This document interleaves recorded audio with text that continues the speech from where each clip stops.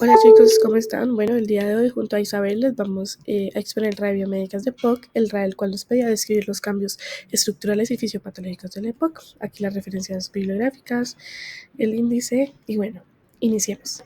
¿Qué son los cambios fisiopatológicos en el EPOC? Es lo que hace que la EPOC se produzca en pocas palabras. Entonces, vamos a hablar sobre diferentes mecanismos de daño, como lo son el proceso inflamatorio, el mecanismo de daño proteasa, antiproteasa y el estrés oxidativo, también haciendo énfasis en el daño oxidante y antioxidante.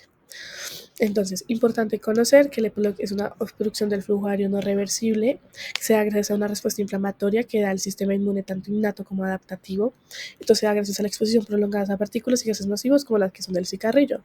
Importante saber que los pacientes de EPOC tienen una inflamación totalmente aumentada y anormal, y tenemos dos factores súper importantes en estos, que es la hipersecreción de moco, que nos va a llevar a una bronquitis crónica, y una destrucción tisular, que nos va a llevar a un enfisema. Importante conocer que los cambios patológicos que vamos a tener van a agravar la enfermedad. Entonces, a grandes rasgos, cambios fisiopatológicos de los cuales vamos a hablar: inflamación, desequilibrio de proteasas, estrés oxidativo y oxidante-antioxidante. Iniciando con el proceso inflamatorio, vamos a hablar de que vamos a ver dos vías: la vía de los macrófagos y la vía epitelial. La vía más sencilla es la vía epitelial, que simplemente las células epiteliales reciben el estímulo externo del cigarrillo, activan el TGF-B, van a activar los fibroblastos y crean una fibrosis y depósitos de colágeno en el tejido pulmonar. La vía de los macrófagos lo que va a hacer es recoger los epítopes y llamar a otras células de la respuesta inmune para crear un proceso inflamatorio, entre ellas los neutrófilos y los linfocitos. Entonces, vamos a hablar a grandes rasgos de cada célula que compone este proceso inflamatorio. Tenemos los macrófagos, que son células captadoras de antígenos, las cuales tienen una función inmunoreguladora y son fuentes de enzimas proteolíticas y citoquinas. Importante, ellas reciben el estímulo del cigarrillo y crean una vía de señalización de citoquinas, lo cual va a activar las otras células del sistema inmune: neutrófilos, neutrófilos, linfocitos, y aparte va a activar también el CTGFF, que va a hacer aumentar la fibrosis, es decir, pasamos a nuestra vía epitelial. Después tenemos los neutrófilos, que su función principal es la producción de proteasas como las metaloproteinasas, las cuales se van a encargar de dañar el parénquima pulmonar. Aparte, también su función principal es la hiperproducción de moco. ¿Cómo hacen esta hiperproducción de moco? Los neutrófilos van a secretar elastasa, la elastasa daña la elastina y daña la elasticidad del pulmón. Aparte, activa el TNF-alfa, la cual va a activar el factor de crecimiento epitelial y el factor de crecimiento epidérmico. Estos dos juntos, lo cuales van a hacer aumentar la actividad de las MAP quinasas, las cuales van a estimular las células calciformes. Entonces, cuando estimulamos estas células calciformes, hacemos hiperplasia a estas células, modificamos los genes de mucina, y nos va a dar una obstrucción, ya que van a haber muchas células calciformes, es igual a hipersecreción de moco. Aparte, tenemos la nectosis, que es el suicidio de los neutrófilos, lo cual va a crear una inflamación crónica.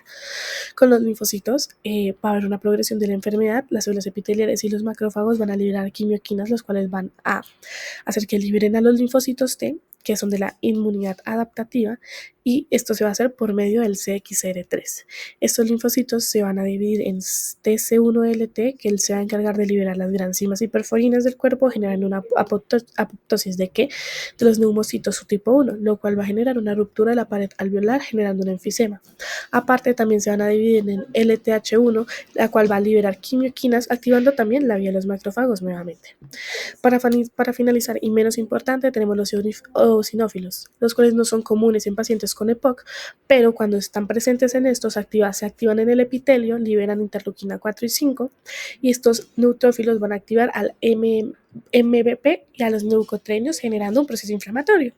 Como datos importantes, tenemos que la TH2 y la interleuquina C2 van a generar una inflamación eosinofílica, segregando interleuquina 5 y interleuquina 3.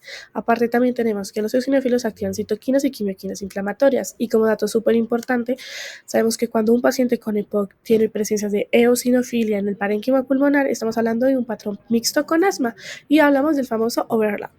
Entonces, listo, aquí tenemos como todo lo que les acabo de explicar en una gráfica un poco más pequeña y que sea fácil de entender.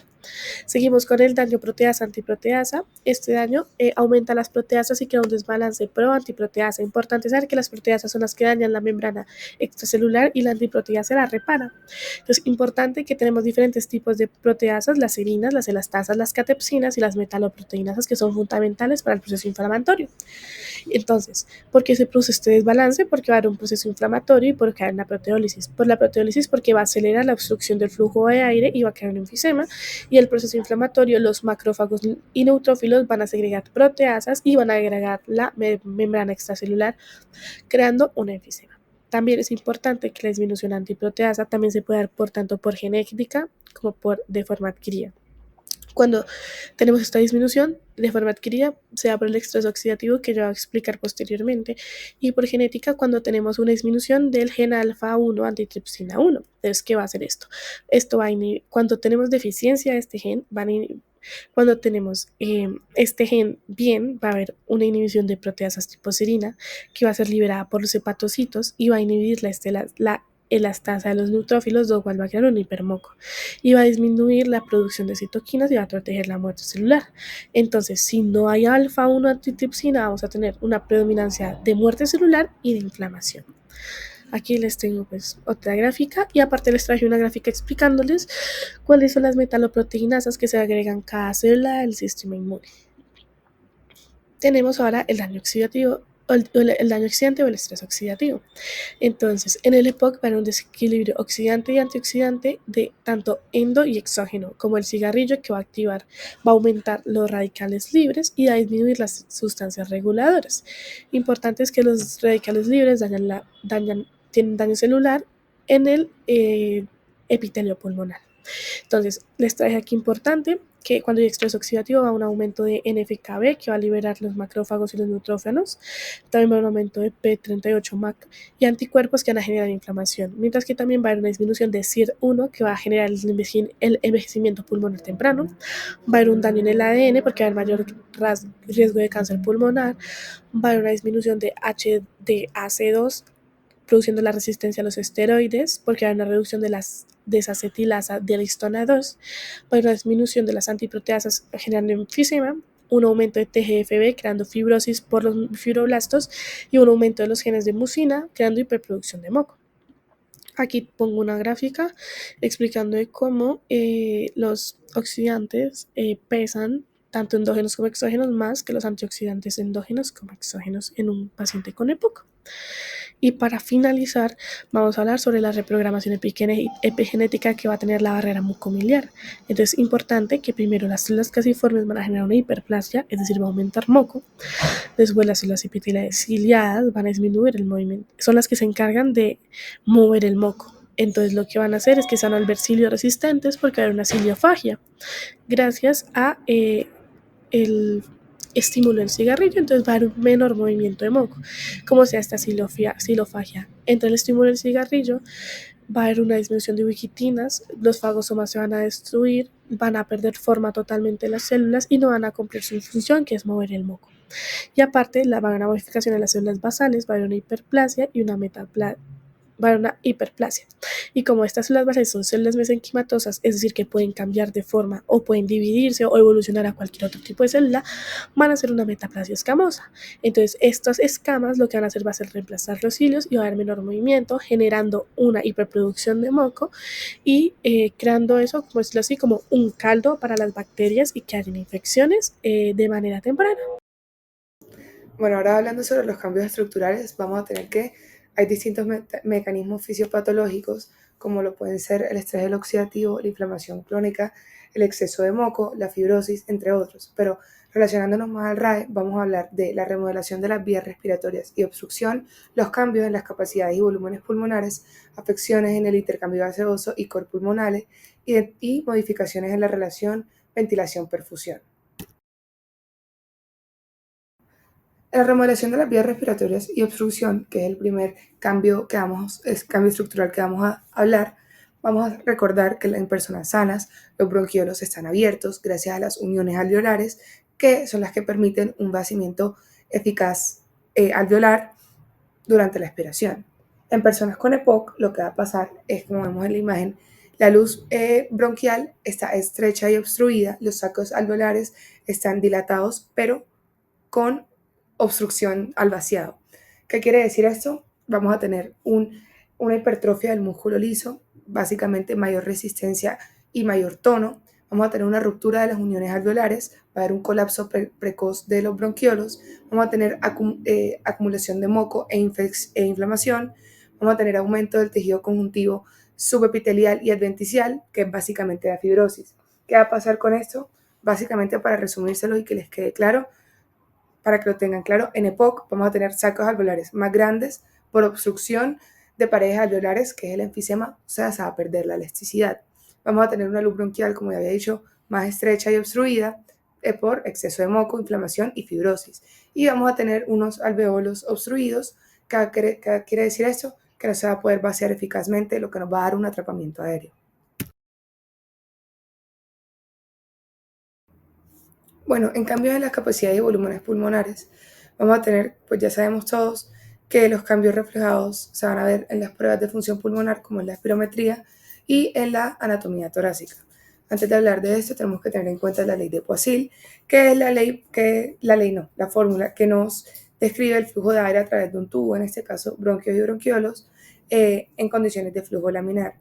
Vamos a tener que la fórmula es caudal, que va a ser básicamente flujo de aire, igual a pi por gradiente de presión por radio del tubo sobre 8, que ya es un factor de corrección geométrica que hizo Navier-Stokes, que fue el que creó la fórmula.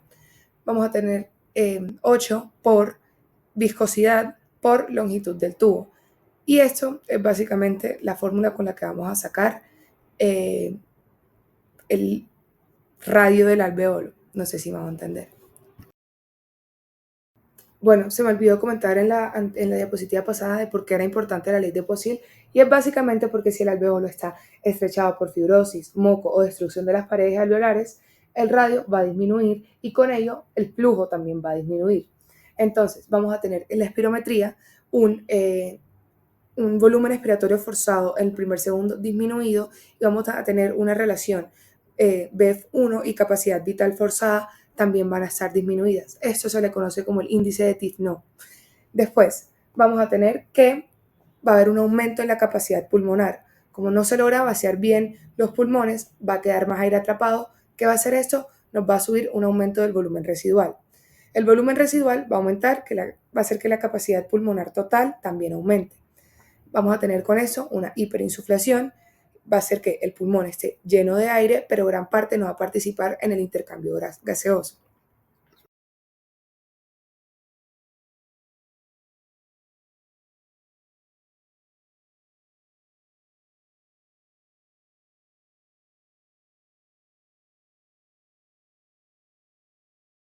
Como consecuencia, pues, de estos cambios anatómicos, vamos a tener atrapamiento aéreo, lo que nos va a dar tórax en tónel, vamos a tener un diafragma aplanado porque va a perder eficacia contráctil, y vamos a tener costillas horizontalizadas, que es la mecánica que va a hacer que la mecánica respiratoria se vuelva mucho más difícil.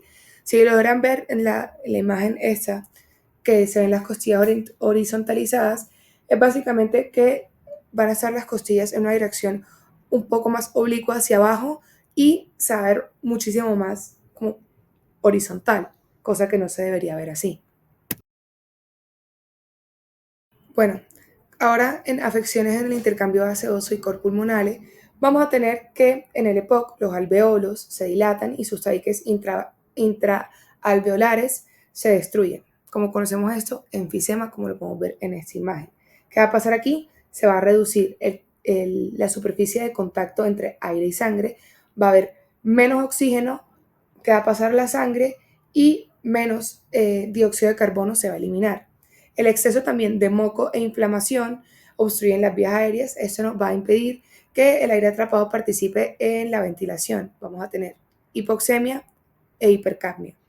También, como consecuencia en la circulación pulmonar, vamos a tener que los capilares pulmonares se colapsan o se van a comprimir por la pérdida de los tabiques y la hiperinsuflación.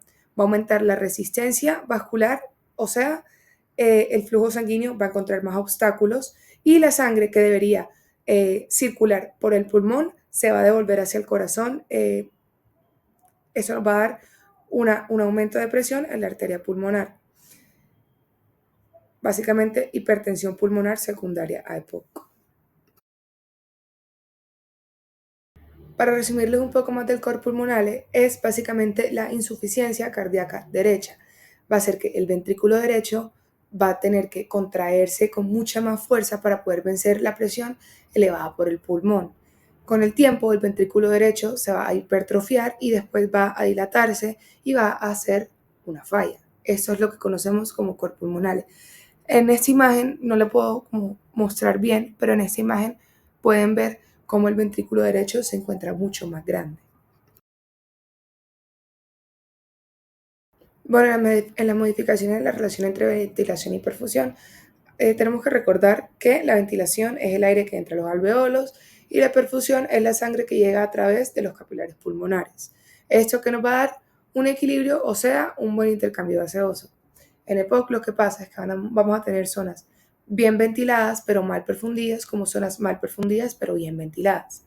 Primero vamos a hablar sobre el enfisema, que vamos a tener que la ventilación va a estar relativamente conservada y la perfusión reducida. ¿Qué quiero decir con esto?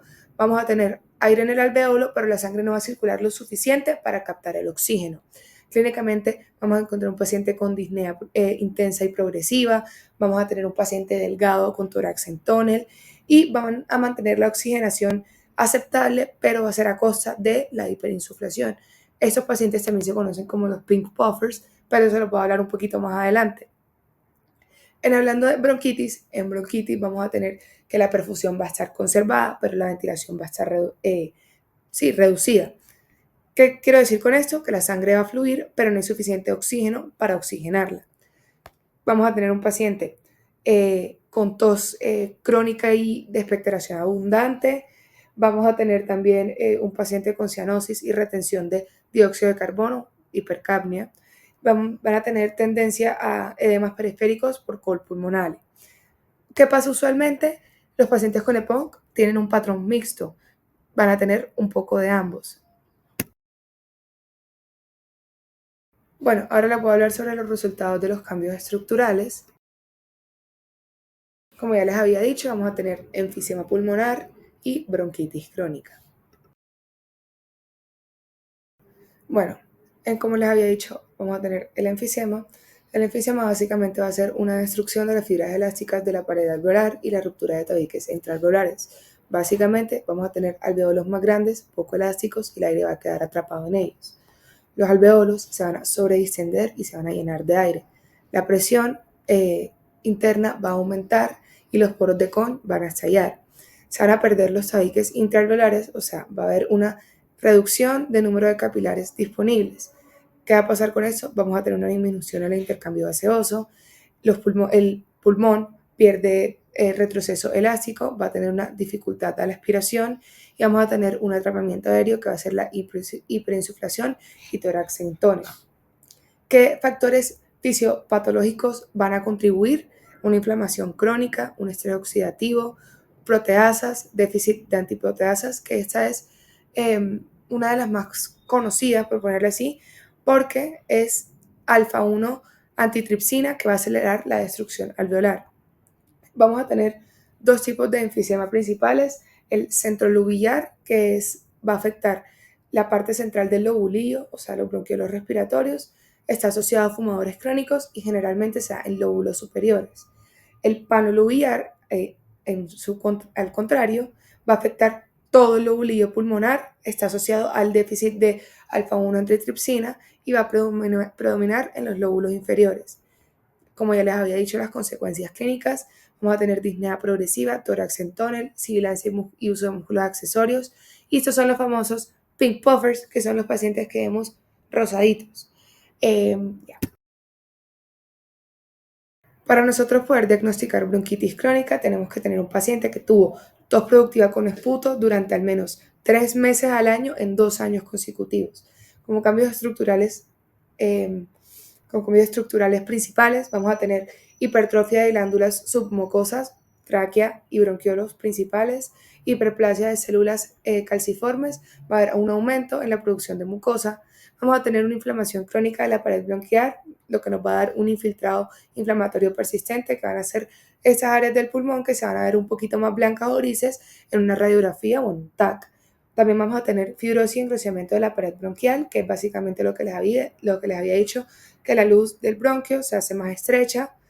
En alteraciones funcionales vamos a tener ventilación reducida, el aire no se va a lograr pasar fácilmente por los bronquiolos obstruidos, vamos a tener una perfusión conservada porque la sangre sí va a seguir llenando los capilares, vamos a tener una relación entre ventilación y perfusión alterada porque la sangre va a fluir, no se va a oxigenar correctamente, lo que nos va a dar una hipoxemia, y a largo plazo vamos a tener una retención de dióxido de carbono por mala eliminación de aire. Nos puede dar una acidosis respiratoria.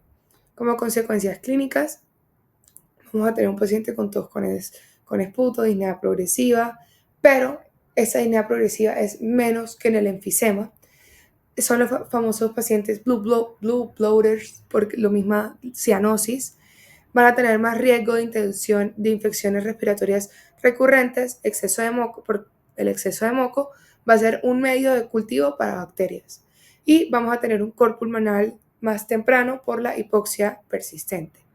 También quiero, antes de finalizar el RAE, decir que no solamente en los cambios estructurales y funcionales, no solamente vamos a encontrar estos, sino que va a ser como una consecuencia sistémica completa donde podemos tener eh, cambios cardiovasculares, hipertensión pulmonar, corpulmonales y poliglobulia, porque vamos a tener un aumento de glóbulos rojos por hipoxia crónica. También podemos tener cambios metabólicos y hormonales, que podemos tener una inflamación crónica que va a alterar la leptina e insulina. Podemos tener pacientes que tengan resistencia a la insulina, pérdida del apetito y depresión. También pacientes con mayor riesgo de cáncer y enfermedades isquémicas